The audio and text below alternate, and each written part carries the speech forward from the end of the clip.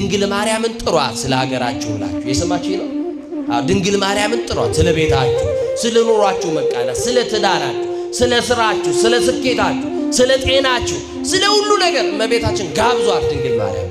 እሷ የተጋበዘችበት ቤት ሙላት ነው። እሷ የተጋበዘችበት ቤት በረከት አለ። በረከታችሁ ድንግል ማርያም ናት። ኢትዮጵያውያን ጽዮን ማለት አንባ መጠጊያ ማለት ነው። ድሆች ይጠጉባታል፣ ሐዘንተኞች ይጽናኑባታል። አዎ ድሆች ነን፣ እመቤታችንን ተጠግተን ምንም አላጣንም። ሐዘንተኞች ነን፣ ድንግል ማርያምን ተጠግተን እንባችን ታብሶልናል። በመከራ ጊዜ መሸሸጊያ ናት፣ መጠለያ ናት ድንግል ማርያም። ተጠግተንባት አርፈንባታል፣ ተጽናንተንበታል። እውነት አሰት ጽዮንን በዙሪያዋ ደጅ ጠናችሁ፣ ጥያቄ ያላችሁ ቋጠሮ እንዲፈታላችሁ ጽዮንን ክበቡ። በጽዮን ዙሪያ ተመላለሱ። ድንግል ማርያምን እየጠየቃችኋት የኑሯችሁ ጉዳይ እንዲስተካከል ቋጠሯችሁ እንዲፈታላችሁ በጽዮን ዙሪያ በድንግል ማርያም ዙሪያ ድንግል ሆይ የኔን ሕይወት ታውቂያለሽ፣ የኔን የተመሰቃቀለ ኑሮ ታውቂያለሽ፣ የዘመመው ጎጆዬንም ታውቂዋለሽ። አንቺ የገባሽበት ነገር ጉድለት የለም፣ ቢኖርም ጉድለቱ በመልጃሽ ይሞላልና ባክሽ ዶኪማስን ከውርደት ያዳንሽ እመቤቴ ያላችሁ ለምነዋት ጽዮንን ክበቧት ነው የሰማችሁ ይሏል። ክበቧት፣ ደግሞ በዙሪያ ተመላለሱ፣ ደጅ ጥኗት፣ ተመላለሱ፣ ጠይቋት። አንድ ቀን ወደ ልመናችሁ ታዘነብላለች። ደግ ናት ድንግል ማርያም። እና ጽዮን የተባለችው ድንግል ማርያም ናት። ልመናችሁ ሰኞ ለመናችሁ ያኛው ሰኞ ካልተደረገ በሳምንቱ መልስ ካላገኛችሁ ትንበረከኩና እመቤቴ ምን ነው ተውሽኝ፣ እመቤቴ ምን ነው ረሳሽኝ፣ እመቤቴ ምን ነው ዝም አልሽኝ ትሏታላችሁ። ምን አለ ዛሬ ለአንድ ቀን በህልማችን ብናያት፣ እንደው ለሆነ የሰከንድ ሽርፍራፊ በስዕሏ ፊት ለፊት ተደፍተን የሆነ ድምፅ ብንሰማ። እመቤታችን ውስጣችን እኮ አለች ታውቃላችሁ። ንገሩኝ እንጂ ታትማልናለች እኮ በልባችን። እውነት አሰት ንገሩኛ። የሆነ ነገር ሲመጣ እኮ እመቤቴን ነው የምንጠራት። ከኢትዮጵያውያን አንደበት የድንግል ማርያም ስም ጠፍቶ አያውቅም፣ ተሰውሮ አያውቅም። እንጠራታለን፣ ትደርስልናለች፣ እናለቅሳለን፣ እንባ ትጠርግልናለች። ሲጨንቀን የምንጣራባት ዘመድ እኮ ለእኛ ዘመዳችን ድንግል ማርያም ናት። በመከራችን ጊዜ የምናመልጥባት ማምለጫችን እኮ ናት ድንግል ማርያም።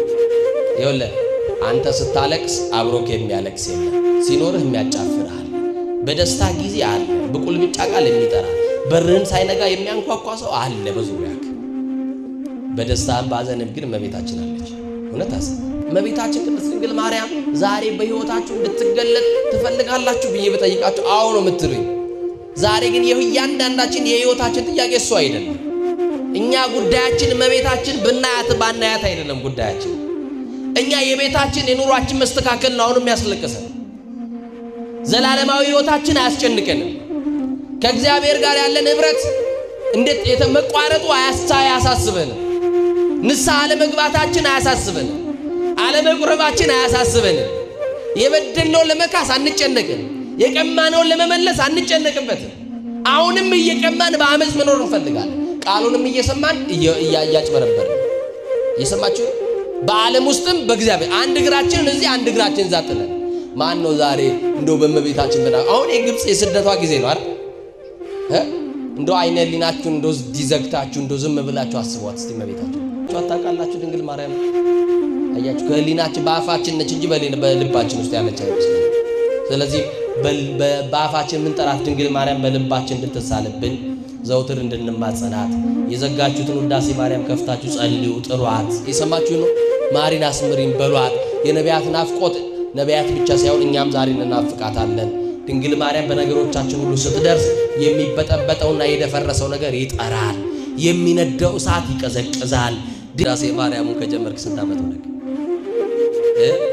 አንድ ሳምንት ይዘልቃል የኔና የናንተ ፍቅር፣ የኔና የናንተ ጸሎት ወር ይዘልቃል፣ ከሳምንት ይሻገራል። ሰኞ፣ ማክሰኞ፣ ሮብ እንደምንም ብለን ሐሙስ ላይ ይቋረጥ ይሆን ወይንም ደግሞ ዊኬንድ ላይ አናቋርጠው ይሆን? ወገኖች ለ40 ዓመት በእመቤታችን በቅድስት ድንግል ማርያም ስዕል ፊት ለፊት ምስጋና ቀረበ። ቡርክት አንቲ እምአንስት ብቻ ነው የሚላት። ቡርክት አንቲ እምአንስት ሲወጣ ሲገባ ቡርክት አንቲ እምአንስት ይላታል። አንድ ቀን ግን ከ40 ዓመት በኋላ እንዲህ አለ እመቤታችን ጋር ቆሞ እመቤቴ አላት። ምን አላት?